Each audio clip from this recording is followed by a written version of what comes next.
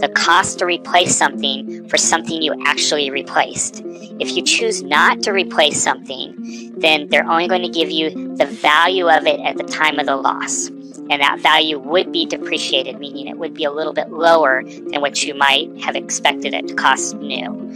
So that's how the insurance companies will settle that sort of thing. The next area of coverage is loss of use. This is really important. So you've had a fire at your house, right? So let's talk a little bit about market value versus insured value. This is one of the things that a lot of people get tripped up on. So we talked about in the last slide about dwelling costs and you know, that number like 500,000 we use. But a lot of people will say, well, wait a second, but my house is worth $750,000. And that's absolutely true. That would be the market value of your house.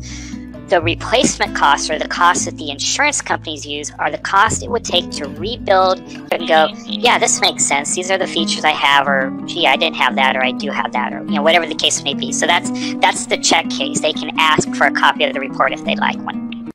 That the value is based on. Some give you more information than others, but you can look at that set of features and say, is this accurate for my home? You know, maybe you've just redesigned your kitchen, or you know, any number of different things, but you want to look and make sure that's accurate. If there's not enough there, if they only give you just like square footage and year built and you know, really nothing else about it, you can ask your broker for the report that's used, and they can go back into their system and basically pull up that report, and you can kind of walk through it to do that. You can't buy it a la carte. Gotcha. And then for the personal property, you kind of mentioned replacement costs being something that they'll only pay you if you actually replace the item. Is there the kind of the replacement cost provision in homeowners insurance? Is that go around that, or is that what you're talking about specifically? That is what I'm talking about. That provision with most carriers will say, if it, you know, somewhere in the policy language, essentially will say something to the effect, if you replace it, it costs like $500,000 to rebuild based on their program. So what they'll do is they'll say, what we'll do is we're only going to charge you for $350,000 for your house, and then we're going to let that extended coverage pick up the rest to get you up to $500,000. And there's a big danger in that. First of all, it means all the other numbers that are percentages off of it may not be accurate. But more importantly, you run into issues where what happens if there's something like an earthquake? So with liable for that damage. So again, it doesn't have to be at your particular location in order for there to be coverage. Hey, John. Yes. I have a couple of questions on the previous slide, on the homeowners insurance slide. Okay. First of all, for the dwelling amount and the personal property, since they're all kind of related to the dwelling, is that something that different insurance providers have different values for? So let's say, for example, my house is worth $500,000, using your example, but I really only have like $100,000. Closer to $400 or $500,000. $400 or $500 per square foot for those, you know, nice houses in, you know, wherever, they're all over the valley, I suppose, in the, you know, Westlake Village and all those areas. So that's a quick check. Most insurance companies, if your cost is over $1 million, if they've determined, you know, if an agent has determined that that's what the cost is, they're going to probably come out and do a field inspection anyway, an interior inspection, and want to see the house and look at the features. Also do what's called extended replacement cost, and you want to make sure that your policy has this. Extended replacement cost says, okay, they're going to insure your home for whatever amount shows on your policy, and again, I'll use the $500,000.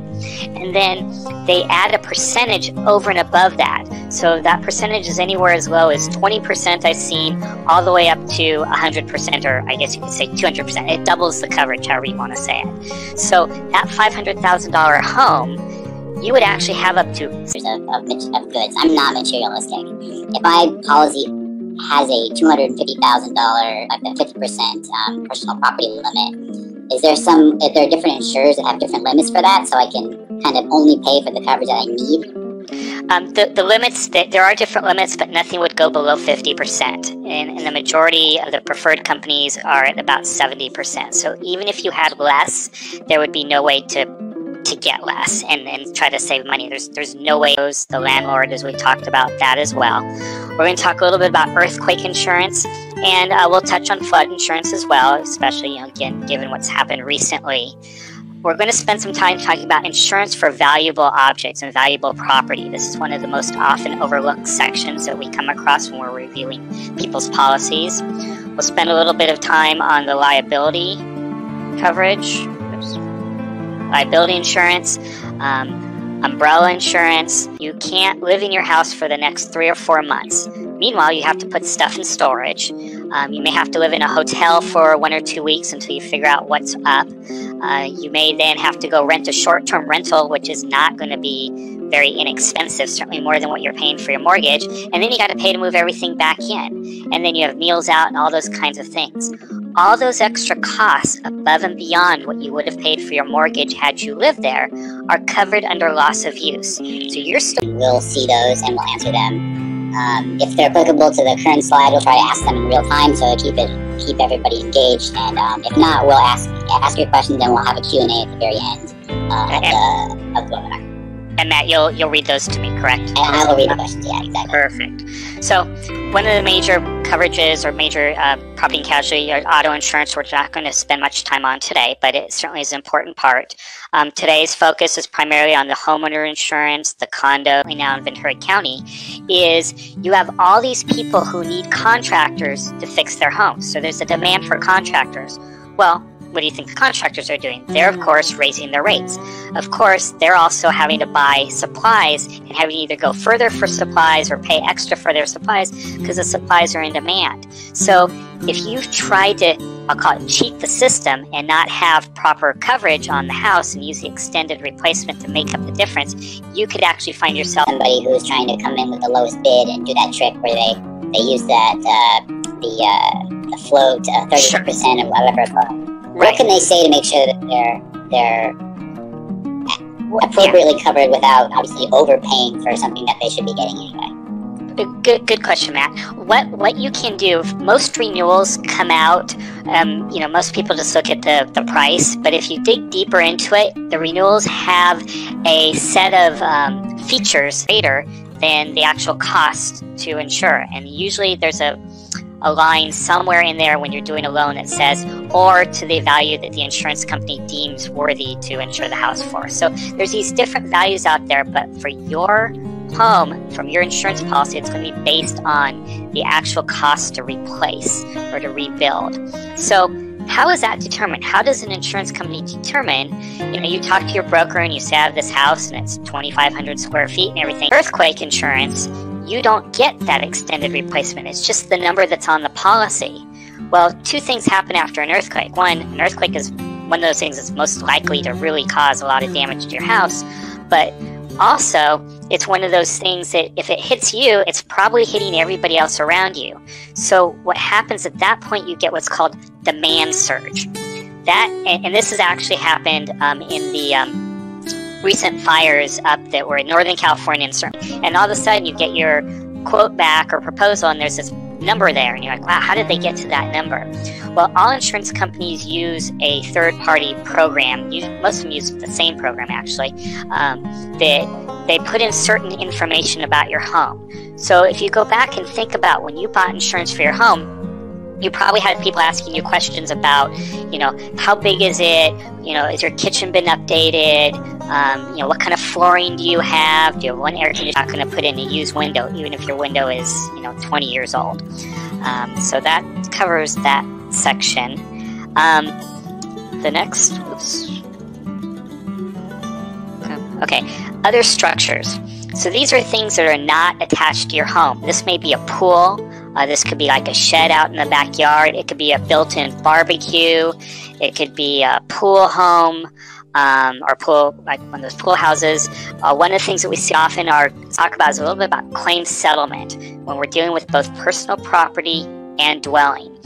What most companies will do, let's say you have a loss of some sort, whether it be a theft loss, a fire loss, but something that as a result you've had this loss. What most insurance companies will do is they'll get an inventory. They'll ask you for an inventory and what you had. They're not going to ask for receipts typically. If there's a fire, they know you had a sofa. They know you had a dining room table. So typically you're not going to have to. Let's go kind of a little bit of a roadmap of what we're going to talk about today. Let's see here. Okay, so first of all, we're going to do a little overview of property and casualty insurance. What are property and casualty insurance? What does it mean? What type of insurances are involved? As Matt said, we're going to spend most of our time talking about homeowners insurance. This is particularly given the recent events with the fires and the floods and the things that have happened recently. I think it's top of mind. That's essentially how much towards a loss you might pay. And for those of you who are better financially off, might be able to carry a higher deductible, which means you're taking on more risk. But what that does is it also lowers the rate. So again, those things you can't afford to do on your own is what should be insured, and those things that you can take on your own might be something that you would be willing to take on, and in that way, that's how we can work with the price. That's kind of the philosophy we like to look at when we're doing 10%, meaning you're going to see $50,000. Now, you have the ability to raise that limit. You never have the ability to go below that limit. So the insurance companies are always going to give you a package policy, at least to start with, and then it's up to you to work with your broker to decide, do I need more coverage in that area? So again, typically other structures come out at about 10% with most policies. Personal property. So if you remember my example about picking up your house and shaking it out, so at that point, they'll probably do a more accurate assessment. But just to give you an idea, those are some of the numbers that you want to think about. Talking about that demand, yeah. So, as related to this slide, what's a question, or what can somebody who's talking to their insurance broker, and let's say it's not you for sake of argument, what do they say to make sure that they're going to end up being covered as fully as they need to be covered versus... And then another aspect of property and casualty, which we're not going to talk about today, but certainly you could, if anybody had questions down the road, we could discuss, is business insurance. So when I'm looking at property and casualty insurance, I have a basic philosophy. And the idea of insurance is, what I like to say is to protect you against the big stuff, the big things that can happen. Now, a lot of times people approach it as like, how do I get cheap insurance? How do I lower my costs? So the way we work with that is we use deductibles. So for those of you who are not familiar with a deductible, a unit or two, and it's just whole sorts of questions. And they use that, put that into the, basically the computer program, and come up with the replacement cost of your home. Now, realistically, there's a lot of assumptions built into a program like that. So, how do you know, gosh, am I actually adequately insured? You didn't ask about the crown molding I had in my ceiling, and I know that cost me $5,000 to put in. How's that being covered? So all the insurance companies offer property and casualty insurance. So let's talk a little bit about the main topic, homeowner insurance. So your homeowner insurance policy has several parts to it, and it's probably kind of something you would think about if somebody asked you. You could probably come up with these parts on your own, but we're going to spend a few minutes on each one just describing them. So the first part is the dwelling. This is the part that insures the home itself. What happens if my home burns down? Replacing my home, replacing anything that's at separate garages or detached garages that have living quarters on top of it. All those kinds of things have their own coverage. So typically what you see in a home policy, if you've ever looked at your policy, you'll see all sorts of different values put on these things. And again, we'll talk about where the dwelling value comes from, but all the other coverages we're going to talk about turn out to be percentages of the dwelling coverage. As an example, if your dwelling coverage is $500,000 or $500,000, what you typically see for other structures is attached to my home. So when we're talking about the dwelling, we are talking about anything that would be permanently attached. So if you picked up your home and shook it upside down, anything that fell out would be under a different area of insurance. Anything that would stay attached would be part of your dwelling coverage. So one of the questions we get is, well, what am I actually covered for? Well, most homeowner policies cover you for major things: the fire, smoke damage, vandalism. They may cover you for ground and they tripped and fell in it and broke their ankle. All those kinds of things are covered under liability. Now, the interesting thing about liability is not limited to being at your house. So, for example, you could be walking your dog and your dog attacks somebody, the neighbor's dog, while you're down the block. You're still covered. Your liability follows you wherever you go. We had a great story where we had, and it also covers all your family members as well. We had a kid at your house with the same features new today. And of course, if you think about it, you could take the same house, and let's take a 2,000 square foot house in Beverly Hills. A house like that is certainly going to be over $1 million, whatever the actual market value is, but it's going to be worth over $1 million. If we picked up that house and took it and moved it out to Barstow, that same house might only cost $150,000 to $200,000 market value. But the fact is, well, gee, my home is older. So does that mean it's not worth as much to replace? And the answer is no. When the insurance companies value your home, and we'll talk a little bit more about how they do that in the next slide, but when they do that, they're looking at what it costs to replace new. No insurance company is going to walk in and go, hey, we have a great used window that's going to fit in that spot since that window was broken. Everything that they do is going to be replaced new with like, kind, and quality, meaning of a similar type. They're not going to upgrade it, but they're not explosion, water losses. And I want to spend a few moments on water losses because this is one of the hardest things that people don't really get. So when they do cover water losses, homeowner policies will for your structure, meaning like damage to the wall or something like that. But they only cover it if you have what's called sudden and accidental. Those are the actual insurance terms that are used. And essentially that just means you leave your house in the morning, everything looks good, you come home after work and all of a sudden you're standing in 3 inches of water. That's sudden and accidental. That's different than you leave in the morning and you come back later that evening, you see a little tiny brown spot on your ceiling and you're like, I'm not going to really worry about it. And then you come back the next day and it's a little bit bigger, then a little bit bigger. That's not sudden and accidental. That's something that's damage that's occurring over time in a slow leak. Those sorts of things aren't covered, whereas the sudden and accidental is. So that always comes up with the home structure. The other question that comes up a lot with home structures is anything that would actually fall out is considered personal property. Another way to think about it is if you moved out of your house, what would you take with you? What comes with you and what stays with the house? What comes with you is your personal property. This is usually somewhere around 60 to 75% of the dwelling number. The idea being is, hey, if you have a large house with a higher value of replacement, because there's more to replace, you probably have more stuff to replace. And that's kind of the general philosophy. Where this gets $600,000 to rebuild it if you have the 20% extended, or you'd have up to $1 million to rebuild it if you had the 100% extended. So that should cover most things that you would potentially miss or haven't been asked about, or maybe a slightly upgraded feature that hasn't been accounted for. Now there's a danger, and there's an inherent danger in that.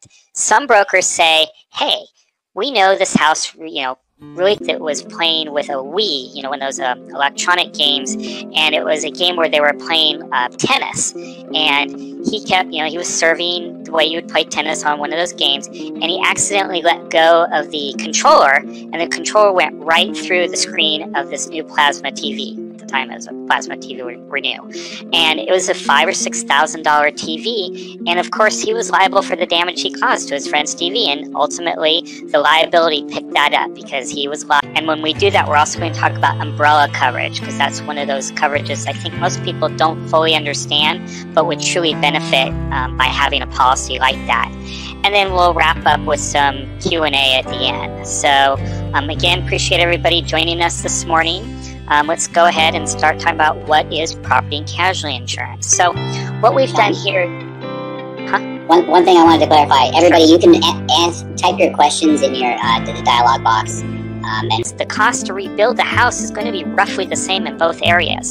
So the insurance companies, the numbers that they use, don't always have they're not always collated to the value that you're used to thinking of your house.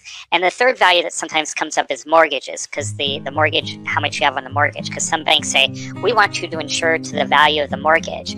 Well, the value of the mortgage may actually be greater. Again, that Beverly Hills home may actually be incredibly underinsured. And that is actually happening. We've heard many stories about that, even with these most recent claims. Just to give you an idea, because you're like, well, how do I know? I would tell you that typically here in Southern California, an average house, an average tract home, say in the San Fernando Valley, you're probably wanting to see the number come up somewhere between at least $175 to $200 a square foot for your house. You start to get into the nicer, more custom houses, and you're probably looking at an important topic for people to be giving thought to. some related insurance coverages. So we'll also be talking about condo insurance and insurance for landlords and the earthquake insurance and some of those things that may not pertain exactly to your primary home, but might also be important, especially if you have those kinds of properties as well. We're going to talk about liability insurance, which is part of your home policy, and a little bit what it does and how it works and how to best utilize that. It will pay the difference. Most companies, if it's something really small like that, I've seen limits of $2,500 or $5,000, meaning you get a small theft and it was, $3,000 theft. They're not going to go through that trouble of saying, okay, here's, $2,000 now and we'll give you $1,000 later if you show us you replaced everything. So typically on a small claim like that, they'll just go ahead and pay the replacement cost. But on a larger claim, they want to see that you've actually replaced those items. Great to know. Okay, thank you. Okay. It's tricky, and people really need to think about it, is you may have a smaller house in a very, affluent area, but you may have very expensive furniture, very expensive clothing, and all sorts of other items that if you added it up together might actually exceed the number that the insurance company has given you. Again, at that point, that's a conversation you should be having with your broker to make sure that you have adequate coverage. The last thing you want to find out is that you didn't have adequate coverage after the losses occurred. The other part that I want to talk about, going to end up paying your mortgage, but at the same time, all these additional costs are going to be reimbursed by the insurance company under what's called loss of use.